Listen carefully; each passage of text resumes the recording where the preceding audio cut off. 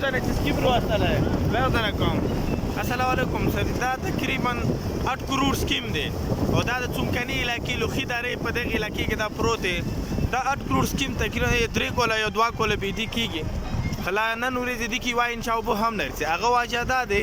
چې د سکیم کومه نقشال چولی شوی دی یو هغه غلطه دی او بل څه کوم ځای نه اوبه راخیستې د هغه نه او درېیمه خبره دلته د کمیونټي او د حکومت څه کوم دی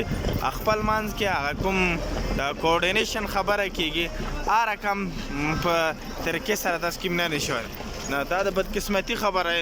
چې دا پیپ څو کیلومتر باندې دا راغلی چې دینې به د کروړو خرچه شوي هغه به وجود هغه د علاقې دپاره یا د کمیونټي دپاره د فایدې والا شی نه دی بس دا صرف یو په روډ باندې یو پریت پیپ دی چې دینه د خلکو ته یا د خلکې علاقې پټیو ته یا د سکنو دپاره یا د مال دپاره هېڅ اوبو کې نه رسي